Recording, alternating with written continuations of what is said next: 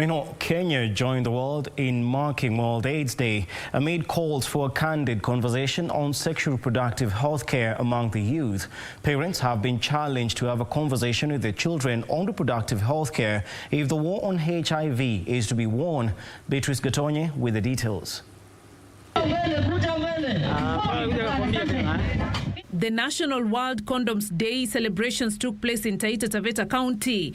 Hundreds gathered for the event whose theme was "Safer is Fun." And they did not shy away from openly sharing the message of correct and consistent use of condoms. Tunajua vijana wamekuwa na changamoto nyingi. Jambo la kwanza ni kuwa kwa sababu wako katika ule umri ambao hawataki kutokea, hawataki kwenda kupimwa. Tukiangalia kupimwa katika wale vijana bado iko chini.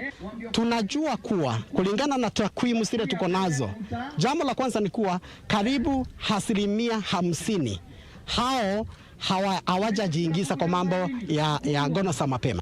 The event was characterized by calls for the youth to know their HIV status. Parents were also challenged to engage their children on reproductive health care to avoid misinformation. The challenge we're having is that it's very difficult for the country because this discussion must start from home, where the kids who are sitting down with their parents need to start open discussion, especially on sexual reproductive health, because that is where the problem is. Separately, a non-governmental organization was holding a similar event in Makueni County. Here, they distributed over 60,000 condoms to residents to protect themselves against HIV, STIs, and unplanned pregnancies.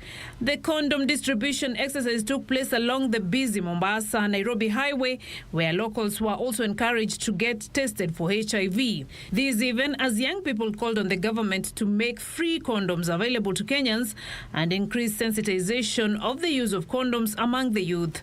It is a good idea for the government to give free condoms because we have some other cases, mostly like in rural areas. We have those people who cannot afford to buy a condom because condoms are very expensive in one way. Because the condom is being sold at 100. There is another one for 200, 250.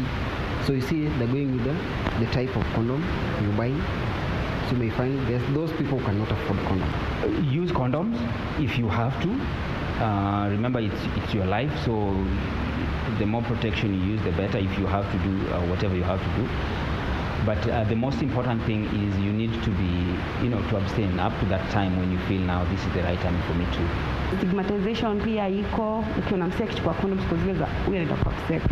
So we even us now the generation that was there when condoms were being sensitized well, tunaweza sema bado haijatushika vizuri. But again, condoms should be used.